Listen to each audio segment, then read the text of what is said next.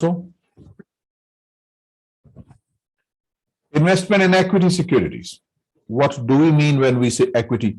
Equity means residual interest in a company. I'm sure most of you would have studied this accounting equation: assets is equal to liabilities plus equity. So when you make investment in the share capital of a listed company, this is what you call equity investment. So equity securities mean the common stock, ordinary share. So an equity security is an ownership interest in a company. If you purchase common stock or ordinary stock, you are basically purchasing the ownership in that company, right? So how do we account for investment in shares, investment in common stock? The accounting treatment depends upon the presumed influence. It could be in any of these three categories. If you hold between 0 to 20% shares of a company, let's say a company has 100,000 shares, 100,000 shares outstanding. If you hold between 0 to 20%, that means if you hold, let's say if you hold 15,000 shares out of the total 100,000 shares issued, that means you hold 15% equity, you hold 15% ownership interest. So if your ownership interest, if your holding is between 0 to 20%, then the presumed influence means you hold so little that your influence is almost none or very little. If you hold 15% shares in a company, that means a very little control, very little influence. So how do we do, what do we do with this accounting, with this investment? We measure it using the fair value measurement. We will discuss it today. Now, if your investment is between 20 to 50%, let's say if you hold 35,000 shares in a company which has total 100,000 shares outstanding. So that means you hold 35% of the company's common stock, which is quite a sizable investment. So in this massive investment, you hold significant influence. You have a very strong voice in that company's board of directors. So if you hold between 20 to 50%, that means you exercise significant influence. In that way, in that situation, you have two options. Either you can account this investment using equity method. We will discuss this in our next topic, or the fair value option. We'll discuss it later as well. And if you hold, let's say 65,000 shares out of the total 100,000 shares, so that means you hold quite a significant investment. Between 50 to 100%, that's quite a sizable investment. So in that case, we would say that you exercise control. You are very powerful. More than 65% of the directors in this company are yours.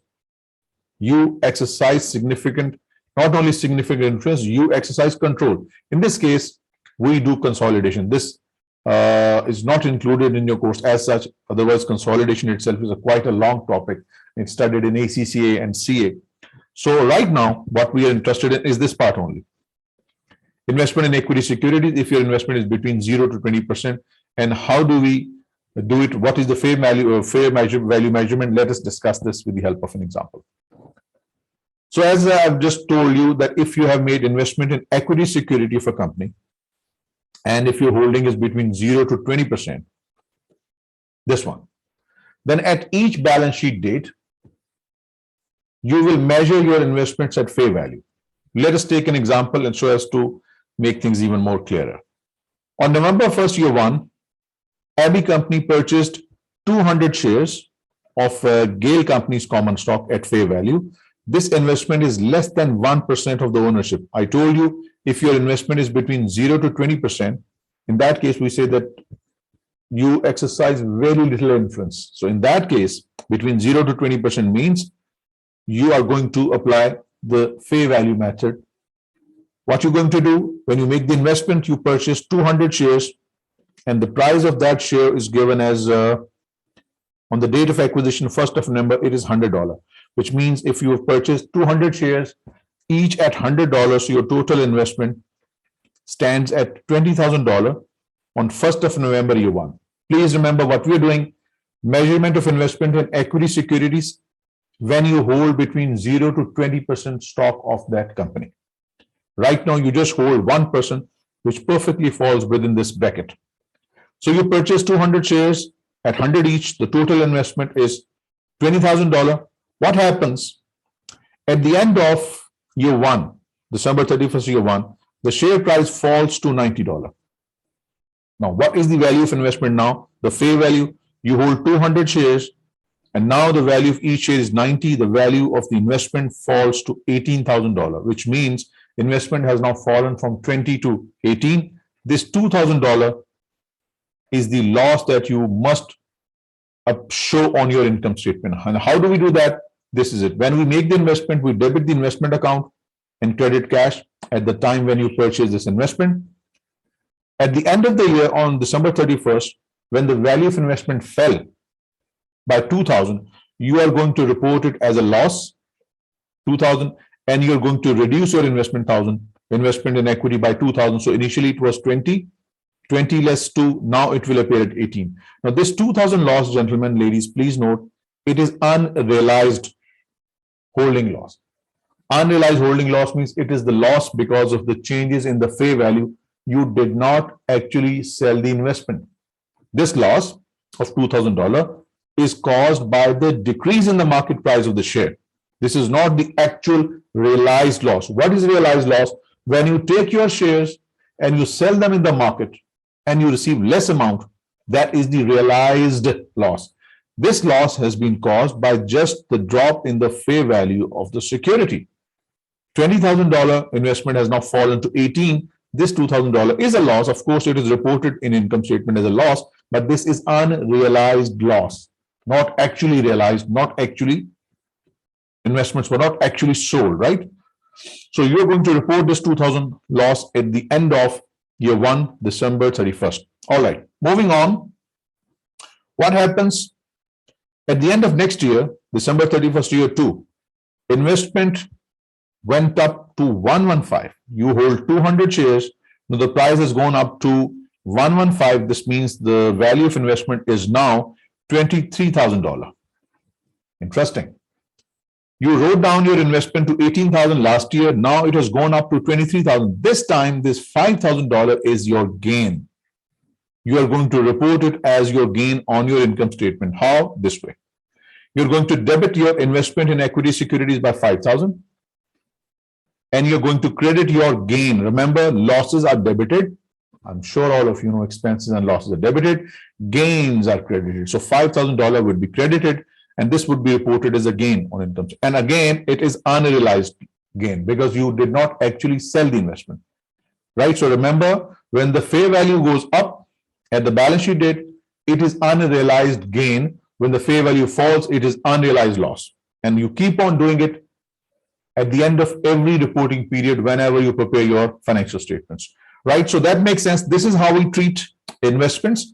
If you hold between 0 to 20% investment in a company, you exercise little influence or no influence, and you use the fair value method, the fair value measurement. At the balance sheet date, you, G. Harshit, please. Sir, this gain will be added in the income statement. Absolutely. Yes, it is income. And loss. It is loss. Yes, loss will yes. be deducted. Absolutely. See, this is the loss to be reported on your income statement. This is the gain to be reported, right? So this is it, gentlemen. This investment in equity securities of Gale Company is reported at fair value through net income on each balance sheet date, right? If there is a gain, that goes to income statement. If there is a loss, that goes to income statement. So every balance sheet date, any fair value gain and loss is reported there. Okay, now, how do we know these prices at the end of each balance sheet date? These are available if the securities are listed. You can get these prices, the quoted prices, on the stock exchange where this company is listed, right? So this is how you treat if the investment is in listed securities. Fair value is available at each balance sheet, right? Unrealized holding gains, unrealized holding losses, they go to income statement that we have just seen. Now, what if you have made investment in equity securities for which there is no fair value? Why? The answer, Walaikum Assalam, no problem. So what if you have made investment in equity securities for which there is no fair value? Means the company's stock, that particular stock where you have made investment in, is unlisted. What are you going to do? You have to find some way to bring this into your accounting record. So now, measurement alternative for investments in equity securities without a readily determinable fair value means you have made investment in equity securities, but those securities are not listed. So what you're going to do now? In this case, we have to decide that we are going to follow a measurement alternative. We have to follow what I'm going to explain in detail. What is the measurement alternative for those investments in equity securities that do not have any determinable fair value, means those securities are not listed. So how do we report them on our balance sheet? This is the formula we use. Value of that investment, which is not listed, we write its cost, and we observe any price changes in that particular equity investment. I will tell you what do we do to observe the price changes. So any price changes, the price goes up, this price is not readily determinable. Remember, this price is not readily determinable because these securities are not listed. For listed securities, it is very easy to see the price at the end of every trading day listed on the stock market. But the security that are not listed, their value is not determinable. We will find some alternative way to see the price changes. So how do we report such investments? Value of investment is equal to the original cost that we pay to acquire such investments, plus any price increase minus any price decrease minus impairment. What is impairment? We're going to discuss in the next slide. So this is how we report investments in alternative investment which have no readily determinable fair value. Now, the point here to note is that this must be applied until the investment has a readily determinable fair value. You have made investment in X incorporated stock, right? These investments do not have a readily determinable fair value. You keep on doing it in year 1, 2, 3. You keep on applying this method until those securities establish a readily determinable fair value, means those securities are listed or they are brought into active trading in the market. Yes, Amal, that's the estimated approach. Exactly. I'm going to explain this as we go along. So right now we are interested in cost versus price changes. Impairment will be discussed in the next slide. So you keep on doing for your 1, 2, 3 till the point when the fair price is readily determinable. And you have to reassess at each reporting date, means at each balance sheet date, you reassess that is there any readily determinable fair value? No? Okay. Keep on using this alternative measurement method. Year 2, Ben. Is there any determinable fair value? No? Okay. Keep on using the alternative measurement method till the point when there is a readily determinable fair value. Now, what kind of securities are there? In the US, like in India and Pakistan, we have just single class of shares, just ordinary stock, common stock. But in the US, there are classes of stock. Some of, let's say, class A stock is listed. Class B stock, class C stock, they are not listed.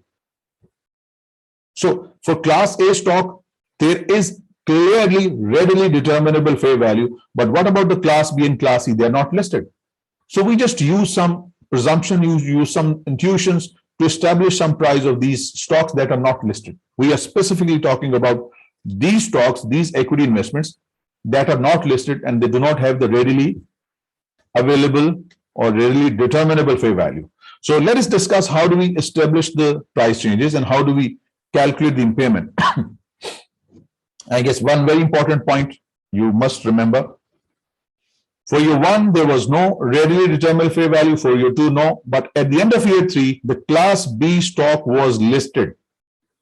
Now, since the class B stock where we have made investment, now there is readily determinable fair value, we are not allowed to use this measurement alternative anymore because the determinable value is there. That's the last point. Please keep that in mind. It says if the fair value of the equity investment is readily determinable, maybe it has got listed, the investment is measured at fair value through net income, just like the way we did in the previous slide. Measurement alternative is no longer allowed. Now, how do we calculate impairment and the price changes? That is coming in the next slide. So we are going to conduct the impairment test at each reporting date, means the date on which we prepare the balance sheet. And how do we calculate the impairment loss? This is coming in this formula here. Impairment loss is equal to carrying amount. Let's say I am carrying my investment at an amount of $150,000. And its fair value, if this investment is sold, this can get me only $135,000. Look at this. Carrying amount, which I am carrying in my books of accounts, is 150, but the value at which it could be sold to a knowledgeable buyer is 135 only. Clearly, there is a loss. There is an impairment loss of 15,000, which I should charge to my income statement as a loss for the period. Right? So remember, impairment loss is calculated by comparing carrying amount with fair value. Remember, there are two steps to impairment in the US. You will discuss this in your subsequent studies related to long-lived assets, related to intangible assets. There are two steps. First is the qualitative assessment, and second is the quantitative. This is what we have done. This is called the quantitative, where you have actually used the numbers to calculate the loss. What is qualitative assessment? Qualitative assessment is just an appreciation of the fact that something has happened which has caused the investment to impair. Maybe the company has suffered a loss. Maybe company's senior most directors and the CEO, they have died in a road accident. Just a crude example. Something has happened that has eroded the value of that company. Some potential impairment has occurred. This realization, this feeling that something has gone wrong is what you call the qualitative assessment. Muffy numbers here. There are no numbers here, just a feel. Just your experience tells you, your expertise tells you that the company is in trouble. So whatever I'm carrying in my books, it doesn't appear to be fair. So it's a qualitative assessment. No numbers here, just your assessment that the investment appears to be impaired. Once it is established that yes, things are not good, next step is to go for the quantitative impairment test, which is not science anymore. It's simply you are carrying the investment at 150,000 in your books of accounts, but this investment can be sold at 135 only. So this number here, 15,000, this quantitative number here, the number itself is the impairment for the period. And this goes straight to your income statement, right? And that's what you do. First step is qualitative. An event will indicate that the investment is no longer what we are reporting at. So it has fallen. So next step will be to calculate the impairment loss. What we do, we compare the carrying amount of the investment with its fair value. An impairment loss is recognized in the income statement for excess of carrying amount over the fair value. Fair value is just 135, carrying value is 155. So there's 35,000, this 15,000 is the loss. So we have questions. Khizar says, or use the value on which they are purchased. Yes, if the fair value is more, if the fair value is, let's say, if your fair value is 165 and the carrying amount is $150,000, that indicates that the fair value is more than the carrying amount. So you need to keep it at the carrying amount as it is. Right? So that's how we go about it. Now, what about the observable price change? I told you in the US, there are different classes of stock, class A, B, C, G. Hashim, please go on. Yeah, sir, when the impairment loss, we will take at cost, right? If the fair price is more, if the fair price is more, then we will take carrying amount, right? You take absolutely. We just keep using the carrying amount, no change. And this carrying amount is actually the cost, right? Not necessarily, because your carrying amount keeps on changing every year. Look at this. If you remember in the previous example, Hashim, in the previous example, we purchased the investment at 20. It fell by $2,000. Now the carrying amount is 18, and then it went up to 23,000. So the carrying amount keeps on changing as the value changes, right? So carrying amount would be the cost originally, but it keeps on changing at the end of every year. But it cannot be more than cost. It cannot be more than cost, correct? Yeah. And if we are doing on first, then it must be the cost. Now, just a minute. Let me rectify. It can be more than cost if there is no impairment, Hashim, and if there is a price change that is upward. You might have purchased investment at 150,000. If there is price change that is upward by $10,000, so yes, your carrying amount in that case or the value of investment goes up to 160. Just like in the previous case, carrying amount can keep on moving up and down depending upon the direction of price change. But right now, if your carrying amount is 150, but the fair value is 165, so you keep it at 150. Okay. Which And means there is from no- where this fair value from where it came? Yes. Because the company is not listed, so Listed, we will ask exactly. some No, some I'll tell buyer. you. I will tell you. Let's say this company has got three classes of shares: Class A, Class B, Class C. Right? Class A is listed. Right? So since B and C, they also represent equity. It's just that they are different classes of equity. So let's say if A has gone up by 10%, so we can assume that B and C would likely to go up by 10%. It's just price discovery. You just need to go for observable price change. You don't need to go for exhaustive effort that you have to use some mathematical models to establish the price. You just need to link or just knuckle this price with the existing stock that is moving up and down. You may agree to some percentage, less than 10%. It's just that since these stocks, they do not have readily determinable fair value, do not have the readily determined price. So you need to link this price with some existing stock, and changes in this price could indicate that this price, the stock price BC, has also gone up or gone down. So your textbook is not very explicit what exactly is going to be the formula. It simply says that you just need to see the observable price changes based upon some stock that is already listed or some stocks similar to these with the firm. So you don't need to make some exhaustive effort, just the reasonable effort to assess whether the price is going up or going down. Okay, so we have a question here. Ji, Harsha, please ask. Can it be possible, like we have three stocks of the same company and no stock is listed? Is it possible in this scenario or not? Yes, it is possible. Yes, there are three classes of stock A, B, C, and they are not listed.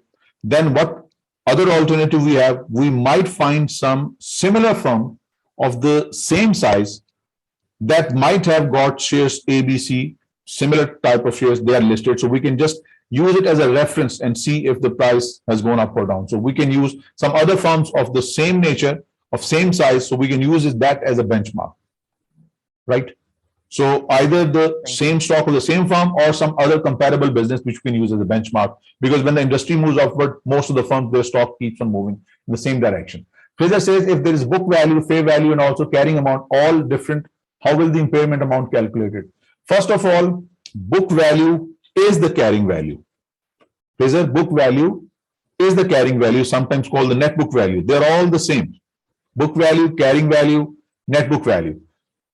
We compare this net book value with the fair value. If the fair value is less, that indicates that the asset has, or this investment has impaired in value. Now there is this table or this flow chart that should help you understand the concept more clearly. First of all, does the investment in equity security result in control or significant influence? We have already discussed control is presumed to exist when the investment in security is more than 50%. And significant influence falls between 20% to 50%. Please keep these in mind. Between 20 to 50%, we assume there is significant influence. Above 50% is control, and less than 20% is just that you have made investment and in that company and you exercise very little control or almost no control.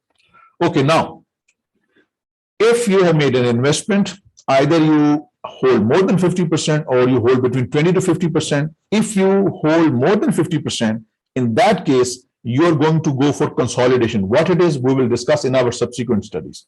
And if you hold significant influence between 20 to 50%, in that case, either you will use equity method, which is our next topic, or you will use the fair value option. I will explain again in the next topic, right? So this, of course, these are the areas to be discussed later. So above 50% is consolidation. You combine two companies' balance sheet and income statement. And if it's between 20 to 50%, you use equity method or the fair value option. Now, the second leg of this decision tree, you do not control, you do not exercise significant control. Now, the next question you need to ask, is the fair value of the investment in equity securities readily determinable? Yes. it is readily determinable because that equity is listed on the stock exchange. If it is so, and that's exactly what we have done, the investment is measured at fair value. Changes in the fair value are recognized in the income statement, and that's exactly what we did on our very first slide. Our initial investment was 20,000.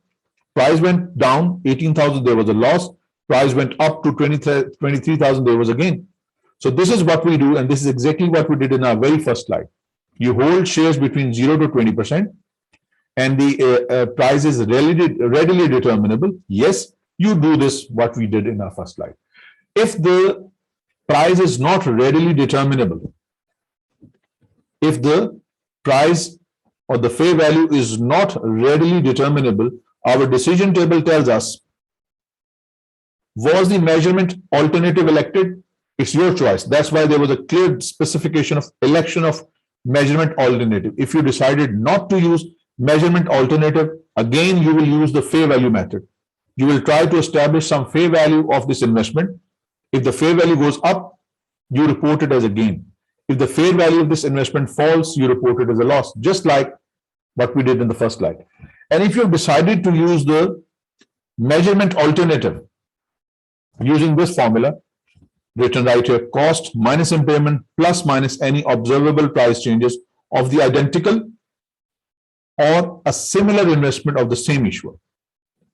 Right? So if you have elected the measurement alternative, then you're going to use this formula to establish whether at the balance sheet date there is going to be a gain or loss. Complete formula will tell you whether there has been increase in the carrying value. If there is an increase in carrying value, that would indicate a gain.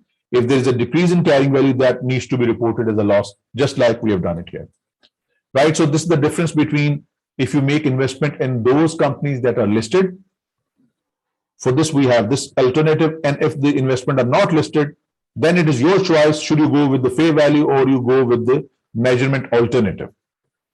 Now, let us try to do a few questions that should explain the idea to some extent.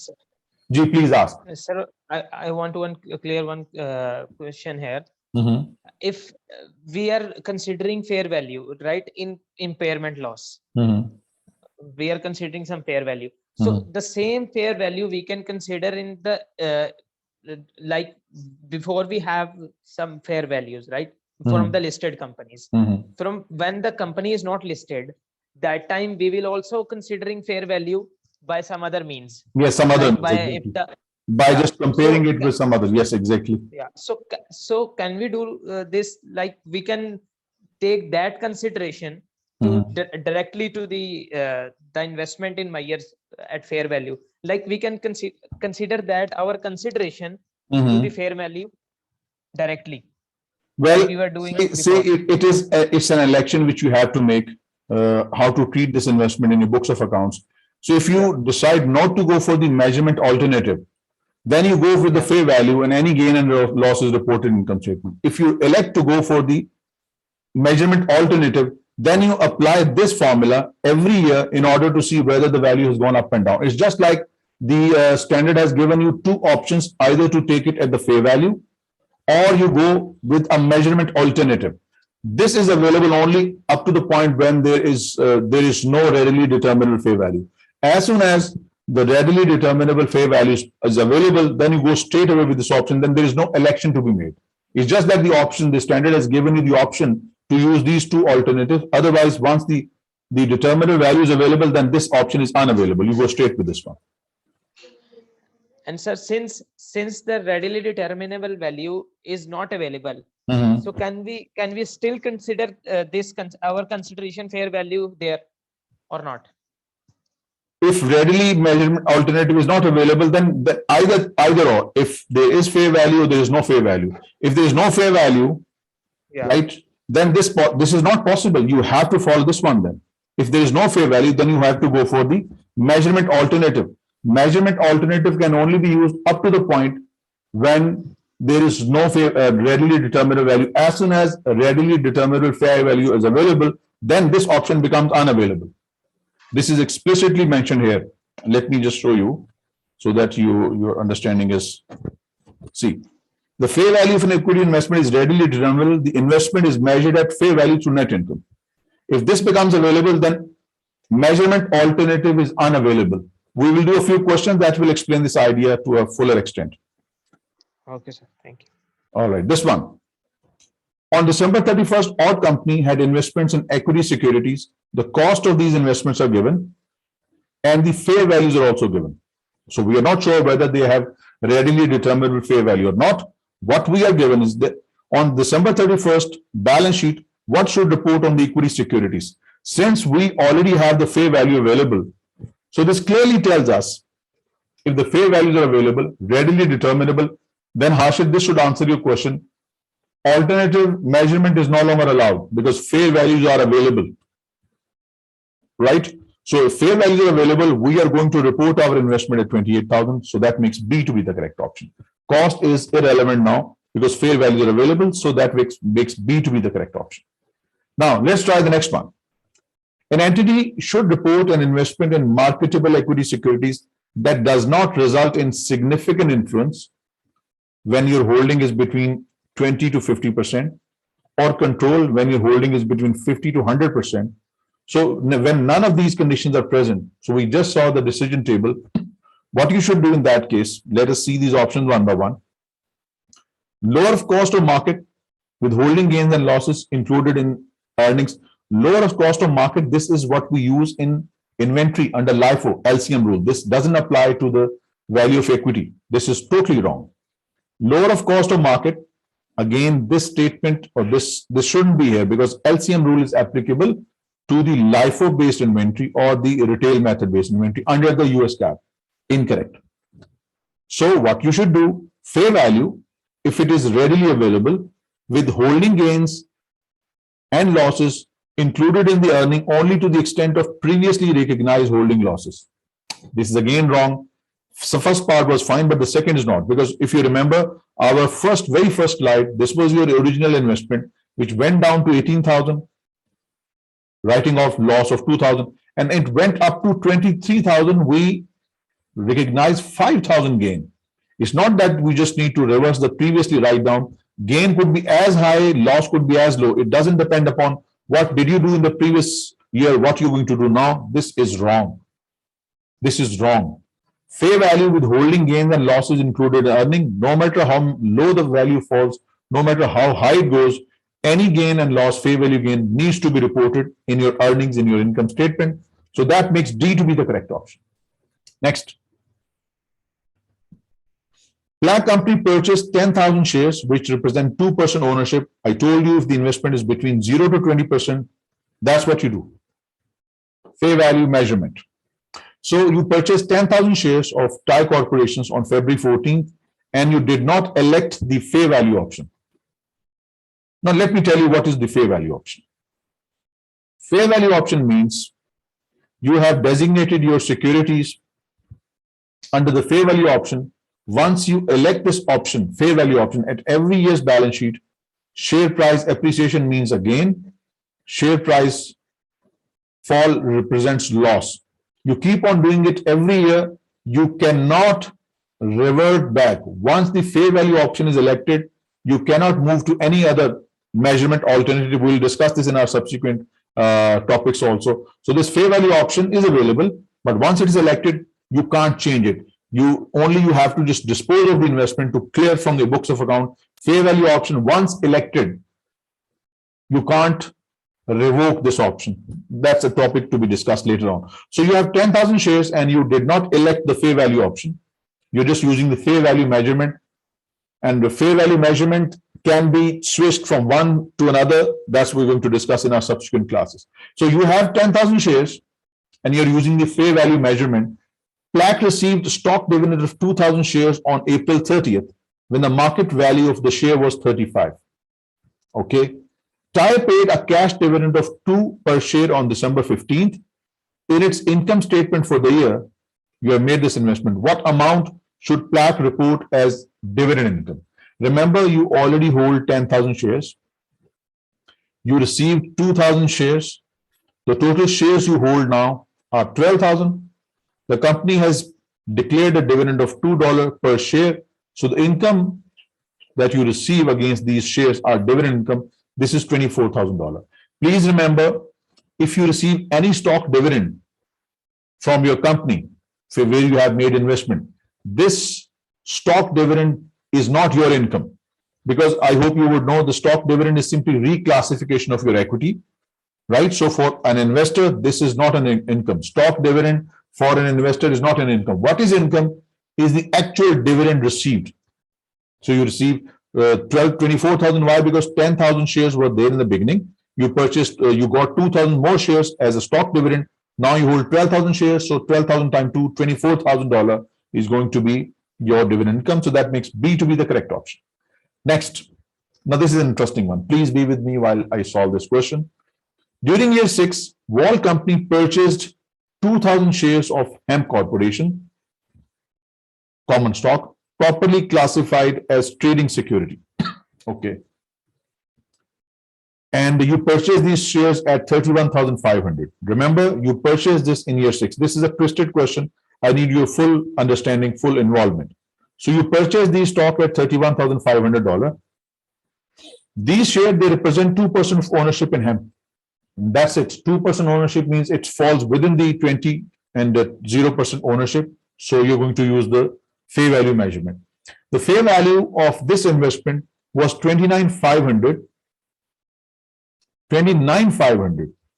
Okay, the value fell to 29,500 when? On December 31st, year 6. So clearly there's a loss of $2,000. Just write this down. There is a $2,000 loss. Okay. Now this is the new carrying value, carrying value or the book value. This is what you're carrying in your books. Okay, what happens now? The fair value of this investment was 29,500. This fair value will now become a new carrying value, book value.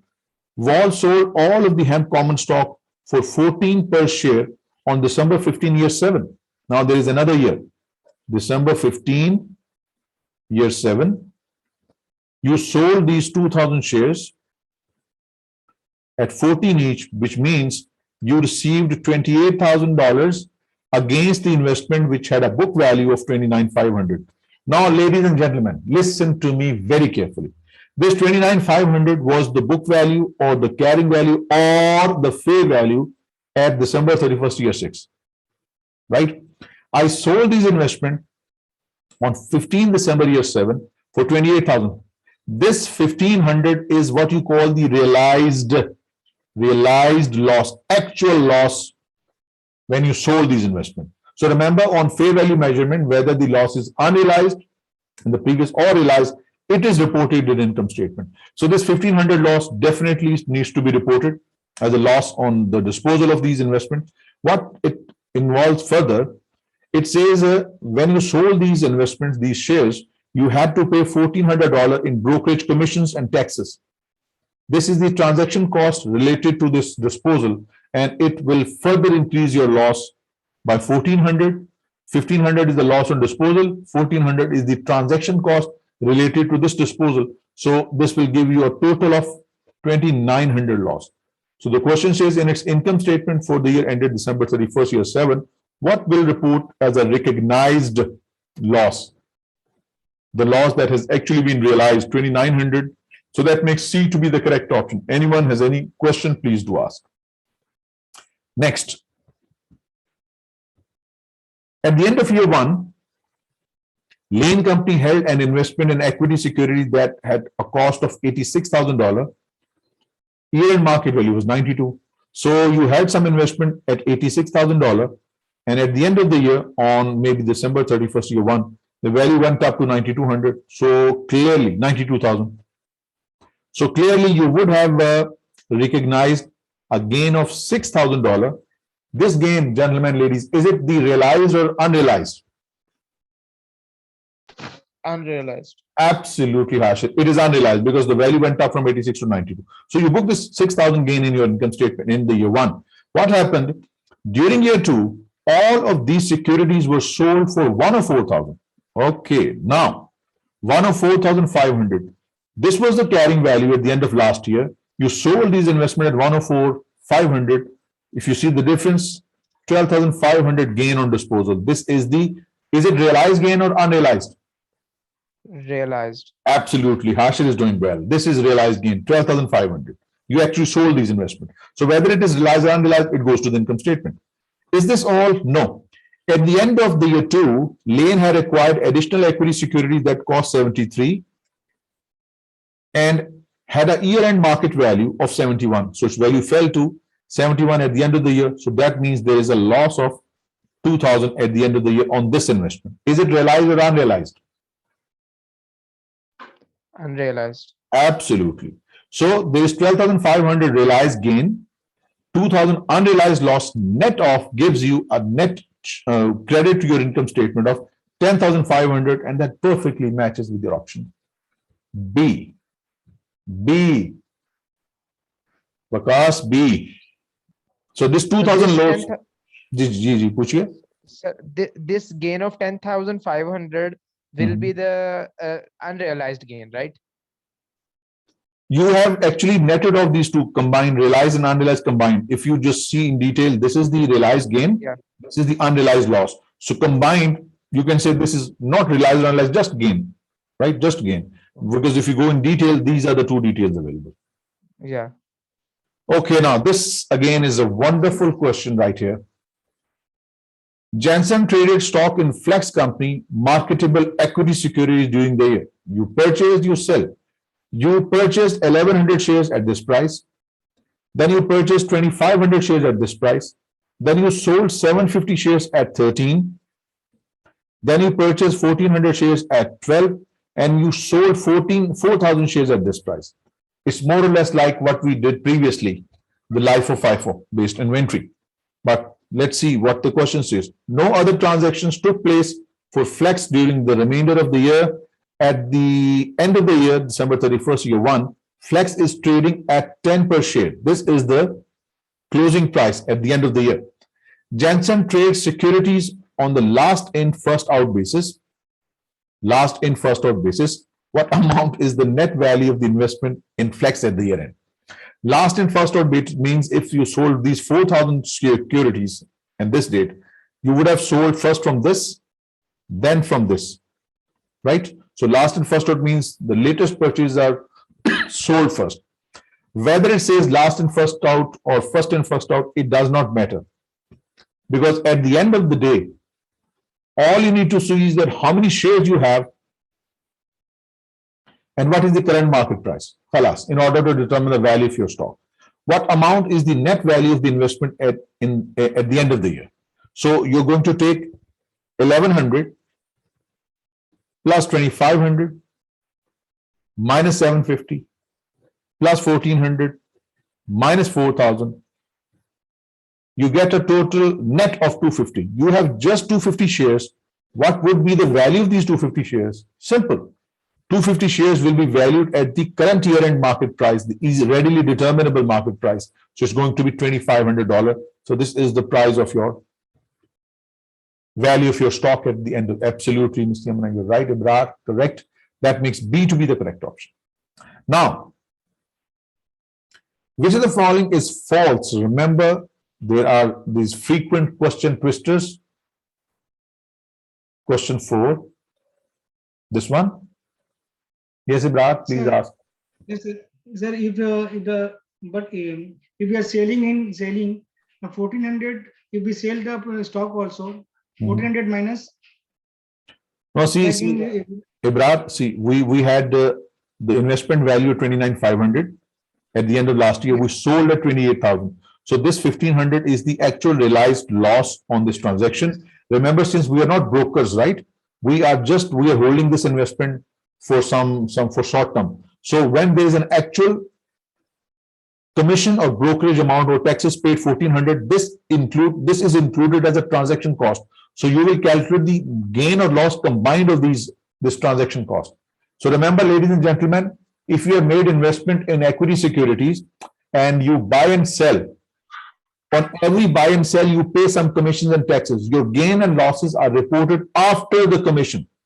So this 1,400 will be included as a transaction cost. So overall gain and loss is determined separately. G.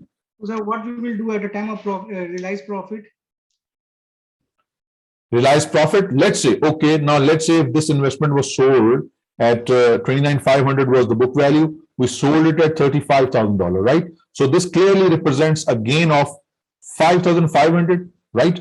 This gain was received, but after you have to pay 1,400 commission to the broker and taxes. So the net amount would be reported as it's going to be 4,400 or 4,100, I think. So that's it. So you have to net off the transaction cost. In Pakistan, we call this laga. Those who are from Pakistan, they will know it. It's a laga, charges that you need to pay for trading in stocks, brokerage commission and taxes. So moving on to this question. Oh, welcome. Which of the following is false statement about the measurement alternative? So, Hashid, I think you had some issues, so most of it would be resolved from here. I told you there will be some question twisters, except false. Which of these is correct? So you need to be very careful what exactly the question says. So what is the exact verb, mostly which is highlighted in your question, so that or given in the bold face, so you know what exactly we are looking for. We are looking for the false statement, right? So out of these four, three will be correct, true, one is false. So you need to look for the false. Which the following is false statement, and that's going to be the right answer.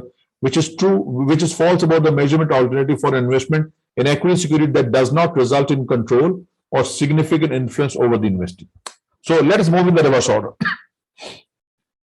Under the measurement alternative, which you have elected, your choice, an impairment loss is recognized for the excess of carrying value amount of the investment over its fair value. I hope you remember, we calculated the impairment loss using this formula. Impairment loss is equal to carrying value minus fair value. So if your carrying value is more, like it's 130, and fair value is just 125. So your carrying value is more than fair value. This $5,000 is going to be reported as a loss. That's what we discussed. So this is true. Under the measurement alternative, an impairment loss is recognized for the excess of carrying value over the fair value of the investment, and that's the number. So this is a true statement, no doubt about that. What about the option C? The measurement alternative cannot be elected when the fair value of investment is readily determinable. Ashir, that I should answer to your question, that if the readily determinable value is available, maybe the stock is not listed, or maybe it is somehow easily determinable some other ways, then you are not allowed to elect the measurement alternative. So this is true also. This statement is correct. Okay, what about the B? If the measurement alternative is selected, it must be applied for year 1, 2, 3 until the investment has a readily determinable fair value. This is false. This is true as well. A is false. The investment is measured at fair value to net income. No. You have, if you have elected the measurement alternative, you apply the formula we discussed in our overview. So that makes A to be a false statement, and hence our right answer. We need to look for the false one. Under the measurement alternative for an investment in equity securities, the investment is measured at, let us move in the reverse order. Amortized cost. This is the method we use for bonds, which we will discuss in investment in fixed income. We'll discuss this in our maybe 1 or 2 topics after we are done with the equity securities. So investment in debt securities, so certain bonds are reported at amortized cost. We'll discuss it later. Lower of cost or net realizable value. This is clearly used for inventory, so this is not true. Fair value minus a subsequent impairment, wrong. There is no such treatment for alternative investment. So then it has to be A. Let us discuss. Cost minus impairment plus minus price changes. That's exactly the formula we discussed a little while ago. Cost minus subsequent impairment plus or minus changes resulting from observable price changes for the identical or the similar investment of the same issuer, or else you need to have some other benchmark. Next, a measurement alternative may be elected for an investment in equity securities if the fair value of the investment is not readily determinable. This is the exact point. If the fair value is not readily determinable and the investment does not result in control or significant influence. Control means you own more than 50% shares in the company. Significant influence means you hold between 20 to 50%. So it's neither control nor significant influence. You hold shares, but they do not have fair values. In that case, you are going to use the measurement alternative, that is A. A is the right option. Why not B? Investment allows significant influences over the investee. No. For significant influence, you don't have this option. Measurement alternative is only applicable if you hold between 0 to 20%. Means no significant influence. This is incorrect. Listed prices of investments are not available, and the investment allows control over the investee. Control. When it's control, you are not allowed to use the measurement alternative. If you hold more than 50%, but still you do not know the fair value, what will be the treatment? In that case, you are going to report it at the fair value, whatever you can determine in the available market. Above 50% means you exercise control, but you cannot use the measurement alternative, not this function, cost minus impairment plus minus price increase.